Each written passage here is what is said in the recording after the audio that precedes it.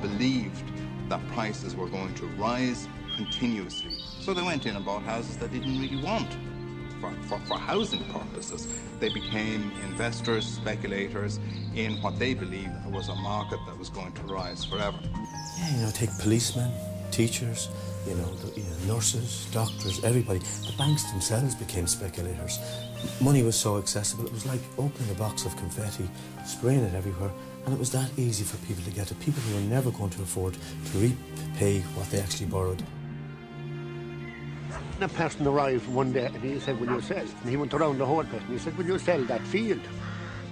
I said, how much will you offer me? There was a figure thrown at me that I never visualised. I suppose, look, I was going to be a millionaire. Oh, we came out very well. Happy days, never going to see a poor day, never going to have a worry again about money. Because we never had money. An apartment in Turkey. I changed my car every 2-3 years. Just had a good life. Good holidays. Money wasn't an issue, and I suppose in a way I probably spent it foolishly as well. A meeting for breakfast could arrange 50 million euros of debt. It wouldn't be, the money wasn't the challenge. Breakfast, we'd eat the breakfast and have a chat about sport and life, and then the business could be 10 minutes. It was so easy to get access to money, it really was. On a phone call you could get, by and large, if you were dealing with banks, you could get really what you wanted. We let the economy overheat. Everyone expected a soft landing. There was no soft landing. And there was a failure of government, there was a failure in the regulatory system, and there was also a failure in public opinion and Parliament generally. Everybody said that we're going to see a huge downturn in 2005, linking into 2006. They were entirely wrong. My view is there's not a great problem.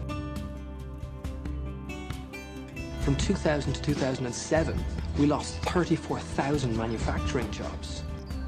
It was like a bereavement, just devastation. Couldn't believe it. After 16.5 years, just couldn't believe it. I can't meet the bills, can't meet any of my bills. My personal debt's 143 million, as per my statement of net worth, which I've just signed off. The main mood is one of change. People want to see change of politics, and anger, frustration. It's disgraceful and saddening to think that we all have a debt. We owe this debt like the country as a whole does, and we did absolutely nothing to deserve it.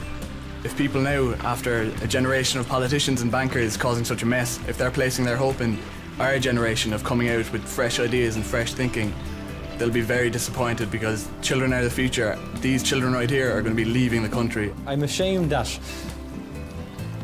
we let the bubble go so big, and I say we on purpose because it was a societal thing. We all worked for what we had, and we worked for everything. We made the country, my generation and the generations before, and then this crowd went with a begging bowl to Europe. And I'm so ashamed that the state we're in, and it's all through